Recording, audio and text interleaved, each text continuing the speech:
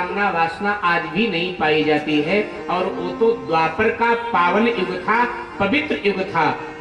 8 वर्ष के हैं भगवान। गोपियों ने कहा पुरुष कहां, आप तो बच्चे हो, पुरुष में, इसलिए गोविंद मुझे अपने शरण में आप रखिए। भगवान ने कहा आप जाकर अपने पतियों की सेवा करें। गोपियों ने कहा ठीक है प्रभु, मेरे 2 प्रश्नों का उत्तर दे दो, हम चली जाएंगी। पूछो।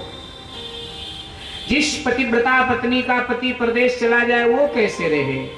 भगवान ने कहा अपने पति के चित्र की पूजा उपासना करे, उसकी सेवा करे। ठीक है प्रभु, लेकिन पति नहीं अपने पति के चित्र की सेवा कर रही हो, इतने में उसका पति आ जाए तब? बोले चित्र को छोड़ दे, फिर पति की सेवा कर। तो कहने लगी गोपियां ये जो संसारी पति हैं ये चित्र की तरह हैं, जब तक आप नहीं मिले थे तब तक उनकी सेवा किया, लेकिन अब आप जब मिल गए तो फिर उनकी सेवा समाप्त हुई। क्योंकि हमने सुना है कि जगत के सच्चे पति, जीवात्मा के सच्चे पति परमात्मा ही हैं, आप ही हम सबके सच्चे पति।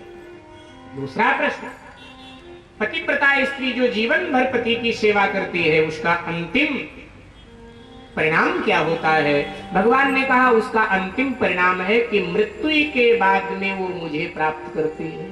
गोपियों ने कहा मृत्यु के बाद? हाँ। गोपियों ने कहा मरने की प्रतीक्षा कौन करे? इसका मतलब हमने पति की सेवा किया ना, उसके पुण्य से आप मुझे प्राप्त हो रहे हो, तो अब मरने की प्रतीक्षा कौन करे जब जीवित अवस्था में ही आपकी प्राप्ति हो रही है। इसलिए हे गोविंद, अब लोक लाज समाज जो कहे सो कहे, लेकिन हम आपके शरण में आ गए हैं, अब हमको कहीं नहीं जाना। भगवान ने पुनः स्वागत किया। हम तुम्हारे प्रीति की परीक्षा ले रहे थे, आप सब उत्तीर्ण हुई। रासलीला प्रारंभ हुई, नर्तन हुआ। हर गोपी के गले में गलबहियां डालकर भगवान नाचने, नृत्य होने, रास।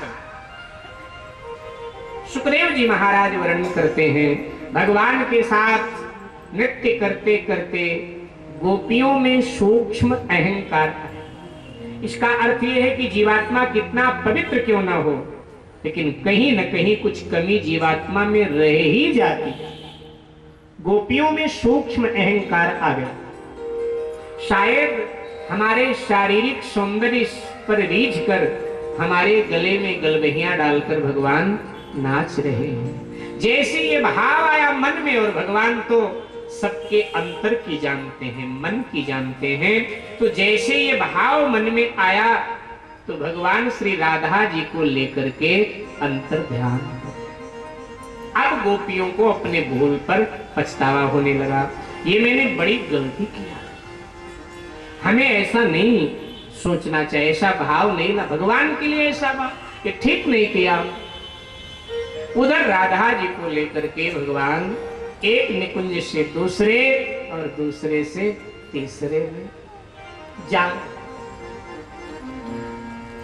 राधा जी ने कहा कि राधा जी में भी सूक्ष्म अहंकार आया। राधा जी ने सोचा कि मैं सर्वाधिक श्रेष्ठ हूं, सबसे अच्छी हूं, शायद इसलिए मुझे यहां एकांत मिला। पूछ लिया राधा जी, भगवान आप हमें प्रेम करते हैं? भगवान ने कहा कोई पूछने वाली बात है, हमारा आपका प्रेम तो प्रसिद्ध है। तो कहने लगी मैं थक गई हूं। तो भगवान ने कहा मेरे प्रेम से आपके थकने का क्या संबंध है? कहने लगी अब मैं चल नहीं पाऊंगी, आगे नहीं जा पाऊंगी, अगर आगे जाना है ना तो मुझे अपने कंधे पर बिठा के ले चलो। भगवान ने कहा प्रेम करने का मतलब कंधे पे बिठाए? हाँ, अगर प्रेम करते हो तो कंधे पे बिठाओ। भगवान ने सोचा है तो बड़ा मुश्किल है, कंधे पर बिठाओ। समझदारी किया भगवान ने, सोचा होगा कि अगर हम कंधे पर द्वापर में बिठाएंगे तो कलयुग वाले शायद सर पे बिठाएंगे, इसलिए भगवान ने सोचा है कंधे वाली बात ठीक है। भगवान ने कहा कंधे पर ही बैठना है क्या? राधा जी ने कहा बिल्कुल कंधे पर बिठा के ले चलो। भगवान ने कहा ठीक है, नहीं मानती हो तो बैठ जाओ। तो राधा जी तैयार हो गई। राधा जी ने चरण उठाया कंधे पे रखने के लिए। भगवान अंतर ध्यान हो गए कि भाई कंधे पे नहीं बिठाऊंगा, प्रेम तो करता हूं मैं लेकिन मैं कंधे पे नहीं बिठाऊंगा। भगवान अंतर ध्यान हो गए, और जब भगवान अंतर ध्यान हो गए तो राधा जी को भी अपने भूल का एहसास हो गया। कि मेरा स्थान कंधा नहीं है, मेरा स्थान तो ठाकुर जी का श्री चरण है। चरण छोड़कर कंधा, ये क्या सोच लिया तुम? अपने आप को राधा जी धिक्कारने लगी। इधर में जो गोपियां थी ये खोज भगवान की कर रही हैं और राधा जी की प्रशंसा कर रही हैं कि बड़ी गोपी बड़भागी है क्योंकि उसको लेकर अपने साथ गए। लेकिन खोजती खोजती जब वहां आई तो देखा राधा जी का भी वही हाल जो इनका, और तब कहा कि आपको भी यहीं छोड़ दे। ये जो काले लोग होते हैं ना, ये ठीक नहीं होते। गोपियां ने कहा जो काले लोग होते ना, ये ठीक नहीं होते। जितने काले हैं, एक गोपी कहती ऐरी मैंने सब काले आजमाए, ये जितने काले हैं इनको हमने आजमा रखा है। दूसरी ने कहा वो कैसे तूने आजमा रखा है? तो कहने लगी ये जो नाग होता है ना, काला होता है। अब उसको लोग दूध पिलाते हैं, लेकिन जो दूध पिलाता है उसको बकसता थोड़ा है, उसको भी फनमार ही देता है अगर उसको समय मिले। और भ्रमर भी काला होता है, कभी इस फूल पर, कभी उस फूल पर, कभी उस फूल पर, और ऐसे ये भी तो काले हैं। तो दूसरी गोपी ने कहा चुप, काले कहाँ है? वो तो बहुत सुंदर है, काले क्यों दिखाई देते?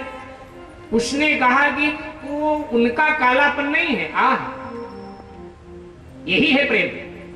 प्रियतम में कोई कमी है, अगर प्रियतम में कोई कमी है तो प्रेमी उसे अपनी कमी मान लेता है कि मेरी वजह से मेरे प्रियतम में एक कमी आई, उनमें तो कोई कमी हो ही नहीं सकती। यही प्रेम की सर्वोच्च दशा है।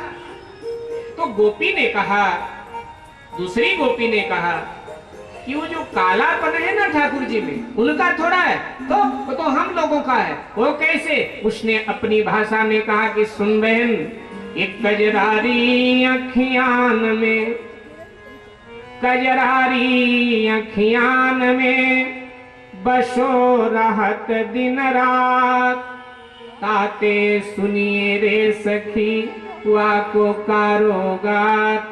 हम अपनी आंखों में कजरा लगाती हैं ना, और प्यारे श्याम सुंदर को अपने आंखों में बसा के रखती हैं। हमारे आंखों का कजरा छूट छूट कर श्याम सुंदर पर लग गया और बस इसी वजह से उनका शरीर काला हो गया। वो जो कालापन है उनका नहीं बल्कि मेरा। आहा, ये भक्ति की, प्रेम की सर्वोच्च दशा है मेरी।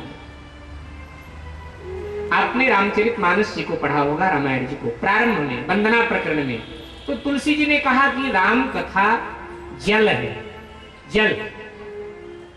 तो फिर बताया कि जल का गुण होता है शीतल, तो राम कथा शीतल है, राम जी शीतल है। जल का गुण है मीठा हो, तो राम जी मधुर है, राम कथा मीठी है। जल का गुण है सुपाच्य हो, लेकिन जल का एक गुण है कि हल्का हो, जल भारी न हो। तो अब सब तुलसी जी तो कह सकते हैं, लेकिन ये कैसे कह दें कि राम जी हल्के हैं या राम कथा हल्की? तुलसी जी से पूछा गया जल का गुण हल्का भी तो होता है, तो इसमें ऐसा हल्कापन क्या है? बोले इसमें कुछ हल्कापन नहीं, लेकिन मुझ तुलसी का हल्कापन भी इसमें सम्मिलित हो गया, इसलिए हर प्रकार से राम जी में तो कोई हल्कापन नहीं, राम कथा में कोई हल्कापन नहीं, लेकिन मुझ तुलसी में हल्कापन ही हल्कापन भरा हुआ है, तो मेरा हल्कापन भी सम्मिलित हो गया। इसलिए हर प्रकार से राम कथा सुपाच्य हो गई, कल्याणकारी हो गई। तो भक्त अपना दोष वहां सम्मिलित कर लेता, अपना दोष मान लेता है अपने प्रियतम में। प्रियतम में मेरे कोई दोष नहीं हो सकता, ये भक्ति की सर्वोच्च दशा होती। और फिर अब ये सम्मिलित होकर भगवान को ढूंढ रहे हैं। कभी चंद्रमा से कहते हैं कि हे चंद्र, लगता है तूने मेरे प्रियतम को अपने हृदय में छुपा लिया है, ये जो तुझ में कालापन है ना, ये उन्हीं का है, उन्हीं को बिठा रखा है, अरे दया कर, हम रो रही हैं, उन्हें भेज। कभी भ्रमर से कहते हैं भ्रमर तू भी काला है, वो भी काले हैं, तेरा उनका स्वभाव भी मिलता है। तेरे काले शरीर पर पीली रेखाएं हैं और उनके काले शरीर पर पीला पीतांबर है। तेरे प्रीति का भरोसा नहीं है, कभी किसी फूल पर कभी किसी फूल पर बैठ गया, ऐसे उनके भी प्रेम का भरोसा नहीं, कभी किसी गोपी का हाथ पकड़ लेते हैं, कभी किसी गोपी का हाथ पकड़ लेते हैं। तो तू उनका मित्र लग रहा है, हमें लगता है तुझे बताया होगा जहां वो छुपे होंगे, इसलिए उनको प्रकट कर।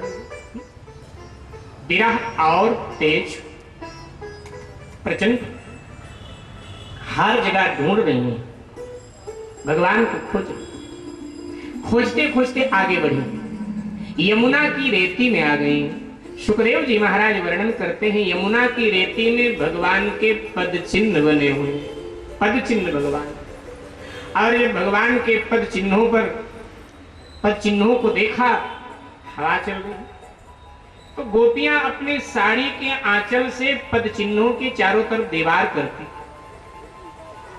प्रभु नहीं मिले लेकिन चरण मिल गए, थोड़ा शांति, महबूब की हर चीज महबूब जैसे लगती है, आनंद।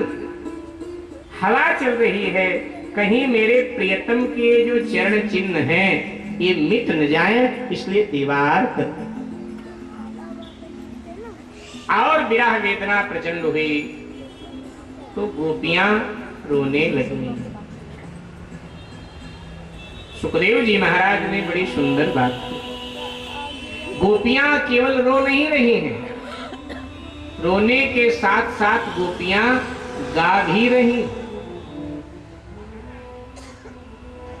जो गोपियों ने रोया और गाया है उसको भागवत में कहा जाता है गोपी गीत। दसम स्कंध के 23वें अध्याय के जो 19 श्लोक हैं उनको कहा जाता है गोपी गीत। तो ध्यान दीजिएगा, गोपी गीत की बहुत महिमा है गोपी गीत की। जब समय मिले तो गोपी गीत का पाठ जरूर किया जाए।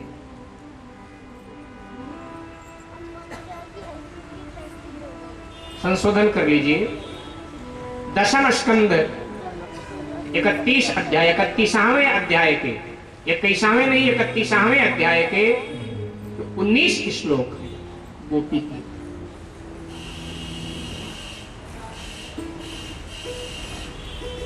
इन 19 श्लोकों के पाठ से बड़ा लाभ होता है। प्रभु प्रेम हृदय में प्रकट होता है।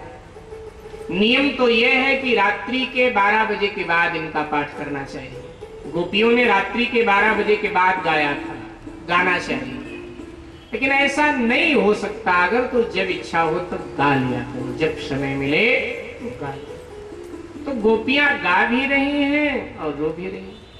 अब ये तो आपने सुना होगा कि वो आदमी बड़े स्वर में गा रहा था, लेकिन ये कभी नहीं सुना होगा कि वो आदमी या वो बहन बड़े स्वर में रो रही थी।